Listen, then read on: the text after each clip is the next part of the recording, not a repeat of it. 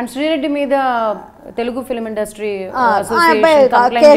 అబ్బాయి కళ్యాణ్ అని ఎవరో Pawan Kalyan and power star Pawan Kalyan photo పెడుతున్నారు, మెసేజ్ వెళ్ళింది, అది బయటకు వెళ్ళింది. కానీ అది కాదు, ఈయన వేరు కళ్యాణ్, పవన్ కళ్యాణ్ ఈయన పేరు కూడా. కాకపోతే ఏంటంటే ఈ పవన్ కళ్యాణ్ యాక్చువల్గా నిన్న కేసు పెట్టారు. కేసు పెట్టినా ఆయన ఏంటంటే ఒక సినిమా 2 సినిమాలు చేశారు. ఆయనకి అంత ఉంది, ఏదో తను ఏదో ప్రెసిడెంట్ సంథింగ్ ఏదో చేస్తున్నా, నాకు తెలియదు అవన్నీ.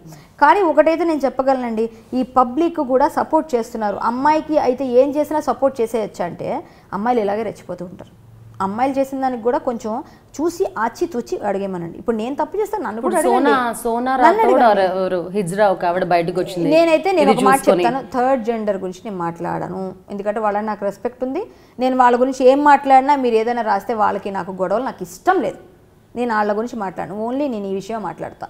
అది కూడా మీరు శ్రీరెడ్డి గురించి మాట్లాడారు కాబట్టి నాకు ఇష్టం లేని టాపిక్స్ నేను మాట్లాడను. ఎందుకంటే వాళ్ళంటే నాకు చాలా చాలా చాలా గౌరవం. నాకు ఎప్పుడైనా దిష్టి తీయించుకోవాలంటే వాళ్ళ దగ్గరికి వెళ్ళి తీయించుకోవాలంటే నాకు తెలుసు అది మంచిది. అమ్మాయి చెప్తున్న సెంటెన్స్ ఒకటే, ఆడవాళ్ళని వేధిస్తున్నారు కరెక్టే, కానీ మమ్మల్ని మేము హిజ్రాల్ బాబు మమ్మల్ని వదిలేండి అని అంటే బతిమలాడినా కూడా బట్టలు ఇప్పించి అది మళ్ళీ మీరు అటే తీసుకెళ్తున్నారు. నేను దానికి సమాధానం కూడా చెప్పను. ఎందుకో చెప్పనా, ఎందుకంటే నేను వాళ్ళ గురించి నేను ఆ టాపిక్ తీయదలుచుకోలేదు. ఎందుకంటే అది మంచిదే, మంచి పని. తను ఏం చేసినా ఆ విషయంలో నేను అప్రిషియేట్ చేస్తాను అమ్మని, మంచి పని, అది తప్పే లేదు. వాళ్ళ గురించి నువ్వు ఫైట్ చేయమా, హ్యాపీ నేను. కానీ నేనేమంటానంటే, సో ఇప్పుడు నేను ఎంటైర్ ఎపిసోడ్ నిన్న లైవ్ అయిపోయిన తర్వాత శ్రీరెడ్డి ఏం మాట్లాడింది, మీ మాటలు వినే పొజిషన్ లో ఉందా? యాక్చువల్గా ఎపిసోడ్ అయిపోయిన తర్వాత లైవ్ లో మాట్లాడిన తర్వాత I'm not happy for you అక్క అంది ఫస్ట్ డైలాగ్. అంటే ఆమె నేను మాట్లాడేదాన్ని తనకి సపోర్ట్ ఫుల్గా చేయాలనుకుని ఫీల్ అయింది. నేను చెయ్యను, నేను నిజమే మాట్లాడతా. ఇప్పుడు నేను తప్పు చేసినా అలాగే మాట్లాడండి మీరు. ఇప్పుడు నేను ప్యాకాట్ ఆడానని చెప్పారండి, ఆ ప్యాకాట్ ఆడిని ఎవరైనా వదిలేశారా నన్ను? ఎందుకు ప్యాకాట్ ఆడావని యాగి చేశారు. ఇప్పటికీ నేను పడుతున్నాను. ఇప్పటికి కూడా కామెంట్స్లో నువ్వు ప్యాకాట్ ఆడి దొరికిందా నువ్వు మాట్లాడేదంటే అనేవాడు పెట్టేవాడిని చూశాను. మీరు పబ్లిక్ నేను డైరెక్ట్ చెప్తున్నానండి, కొంచెం సెన్స్తో ఆలోచించండి. కామెంట్స్ పెట్టేటప్పుడు ముందుగా చెప్తున్నా, పెట్టండి, విజ్ఞతతో పెట్టండి. ఇప్పుడు కామెంట్ ఎవడు పెట్టినా వాడిని లోపల ఇవి కూడా వచ్చాయి. ఇప్పుడు అనవసరంగా సెక్షన్స్ అన్నీ వచ్చేసాయి. అది ఆలోచించుకొని పెట్టండి, ఇరుక్కోకండి కామెంట్స్ పెట్టి. నేను అందరిలో వదిలేను, అందరిలో ఈజీగా తీసుకోను. ఎందుకంటే నేను చెయ్యని తప్పుకి మాట అంటే ప్రాణమన్న తీసుకుంటా, ఇది నా పద్ధతి. చేశానా తల ఉంచేస్తా, ఇది. అంతేగాని ఎవరైనా ఏదైనా చేసినప్పుడు దానికి ఎంత నిజం ఉందని తెలుసుకోండి ఫస్ట్. ఇప్పుడు అమ్మాయి కాబట్టి అమ్మాయికి సపోర్ట్ చేసేస్తారా పబ్లిక్ అంతా? అమ్మాయి చెప్పింది నిజం ఉంటుందా? అటువైపు కూడా ఏదో ఉంటుంది. అబ్బాయిలు తప్పు చేసి ఉండొచ్చండి, కానీ అందరూ అదే అనడం ఎందుకు అంటున్నాను? ఎవరన్నారు వాళ్ళ పేర్లు చెప్పు, వాళ్ళనే అను. నువ్వు డైరెక్ట్గా వీళ్ళు డైరెక్ట్ పేరు చెప్పు అను, ఇంకోళ్ళు అనకు. ఇండస్ట్రీలో 10 మంది నన్ను వేధించారు, 10 మంది పేర్లు చెప్పేయి. నువ్వు చెప్పేసి అందరు బయట పెట్టే. నువ్వు చెప్పొద్దని మేము అనట్లేదు, సపోర్ట్ చేయమనట్లేదు. ఆ విషయం మేము కూడా అడుగుతాం. సరే ఏంటండి ఇదని మేము అడిగేస్తాం ఫోన్ చేసి, లేకపోతే నేను తీసుకెళ్తాం డైరెక్ట్గా. ఇది పద్ధతి.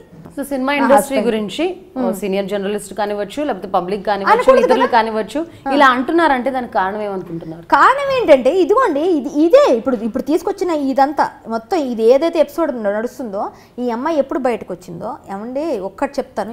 శ్రీరెడ్డి నేను ఒంటరి పోరాటం చేస్తున్నాను, నేను చచ్చిపోయినా పర్వాలేదు, నా మరణ వాంగ్మూలం అంటూ రోదన చెప్తున్నా కూడా, ఎక్స్ప్రెస్ చేస్తున్నా కూడా, తన ఘర్షణ వెలుబుచ్చుకుంటున్నా కూడా వెనకలు ఎవరో స్ట్రాంగ్ సపోర్ట్ ఉన్నారు. స్ట్రాంగ్ సపోర్ట్ లేదే తను ఇన్ని మీడియా ఛానల్స్ తిరుగుతూ ఇంత ధైర్యంగా మాట్లాడదు అని ఒక ఆరోపణ కూడా ఉందండి. దాని మీద మీ కామెంట్ ఏంటి? యాక్చువల్గా నేనేం చెప్తున్నానంటే, ఇప్పుడు మీరు అడిగారు ఏమని, ఎవరు సపోర్ట్ చేయట్లేదని. మంచిగా వెళ్ళిన వాళ్ళకే సపోర్ట్ రావట్లేదు. మనకెందుకు ఈ పెంట అనుకుంటున్నారు, మనకెందుకు మన ఇంట్లో వచ్చినప్పుడు చూసుకుందాం అంటున్నారు.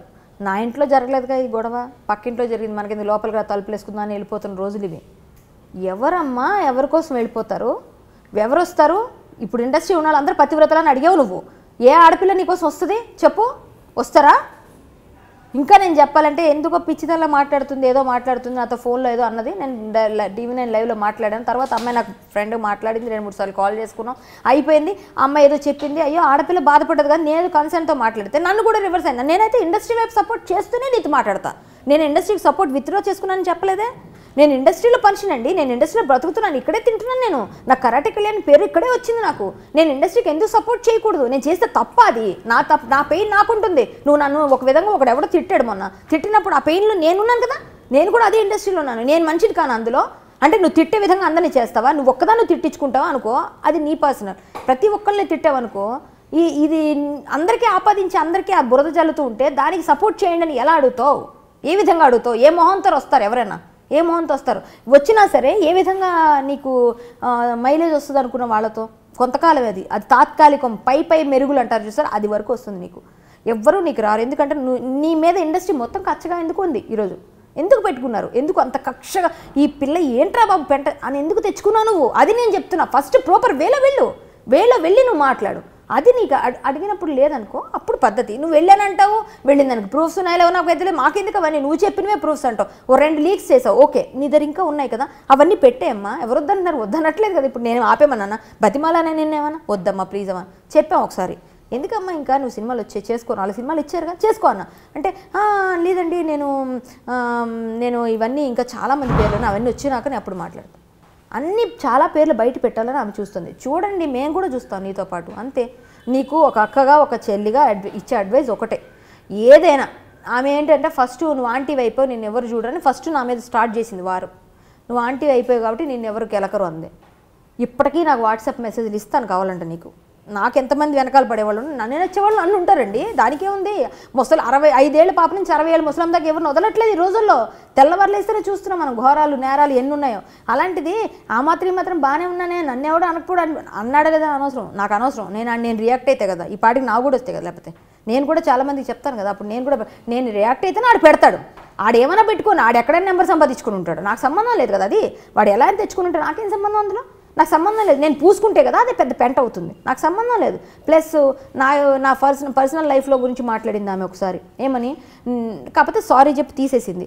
మీరు ఇట్లా నా ఎక్స్ హస్బెండ్ అన్నప్పుడు ఎక్స్ అని అక్కడే అర్థమైపోయింది. ఎక్స్ అన్నప్పుడు వాడు ఎలా పోతే ఎవరు ఎలా పోతే నాకేంటి, అతను ఎలా పోయినా ఏమైపోయినా నాకు అనవసరం. ఆయన నా గురించి ఏం మాట్లాడి నాకు అనవసరం, ఆయన గురించి నేనేం మాట్లాడిన అనవసరం. నువ్వు అక్కడే అది వదిలేయాలి. నా పర్సనల్స్లోకి వచ్చావు కాబట్టి ఆమెకు కూడా పెళ్ళైందని చెప్తున్నారు బయట, మరి అది నిజమా? కొడుకున్నాడండి అని చెప్తున్నారు, అది నిజమా? మాకు తెలుసా? నువ్వు నా పర్సనల్ లైఫ్లో మాట్లాడితే నీ పర్సనల్ గురించి నేను తీయడం పెద్ద పైన, విజయవాడలో మొత్తం అమ్మాయి గురించి చెప్తారండి అని చెప్తున్నారు. అవన్నీ నేను తీసుకోలేనా? 5 నిమిషాల పని నాకు కూడా. అంటే ఇలాంటివి చాలా చాలా వస్తాయి.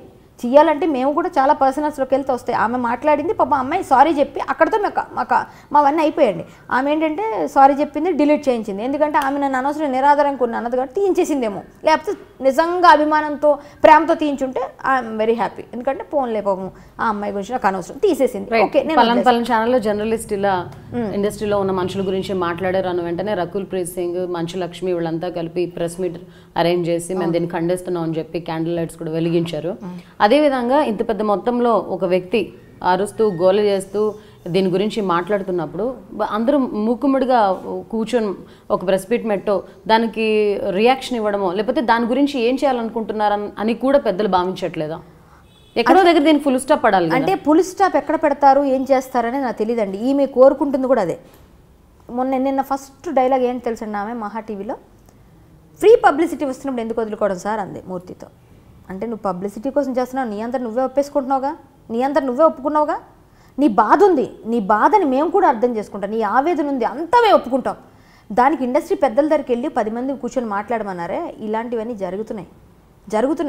ఎవరు సుముఖంగా ఎందుకు రావట్లేదు తెలుసండి. ఆమె మొత్తం చేయాల్సింది ఇండస్ట్రీని తిట్టి ఇండస్ట్రీలో బ్రతకాలని వచ్చి ఇండస్ట్రీ గబ్బు చేసిన తర్వాత ఎవ్వరికీ ఆ రైట్స్ ఉండవండి వాళ్ళని అడగడానికి. వాళ్ళు ప్రెస్ మీట్ పెడతారా, ఎంఐ కార్డు ఇస్తారా, ఇవ్వరా, అవన్నీ వాళ్ళే చూసుకుంటారు. అదైతే క్లియర్. మాట్లాడుతున్నారు కానీ ఎవ్వరు ఇంట్రెస్ట్గా లేరు, ఇదైతే నాకు అర్థమైంది. నేను అబ్జర్వ్ చేసిన నా పరిధిలో ఉన్నవి ఇంట్రెస్ట్గా లేరు. మరి నేనైతే చెప్పడం సిన్సియర్గా నేను మహా టీవీ తర్వాత మార్నింగే ఫోన్ చేసి అడిగాను. నేను కొంచెం రిక్వెస్ట్ కూడా చేశాను అమ్మాయి కోసం ప్లీజ్ అండి కొంచెం వీలుంటే చూడండి, ఎందుకు మన ఇండస్ట్రీలో అమ్మాయే కదా, ఏదైనా ఒక ఇండస్ట్రీలో వర్క్ చేస్తానని చెప్పి కష్టపడుతోంది, ఏదైనా అవ్వనండి, పాత దొరికిద్దాం, పాస్ట్ ఈజ్ పాస్ట్. ఇప్పుడు మనం అని చెప్తే మనం అలా ఎలా అనుకుంటామమ్మా, బయట నేను ఒక్కరిని కాదు కదా నిర్ణయం, 26 మంది దానికి ఓకే చెయ్యాలి, అప్పుడు కదా అమ్మాయి కార్డు వచ్చేది. నేను అడిగాను డైరెక్ట్గా, లిటరల్లీ 26 మంది ఓకే చేస్తేనే అవుతుంది.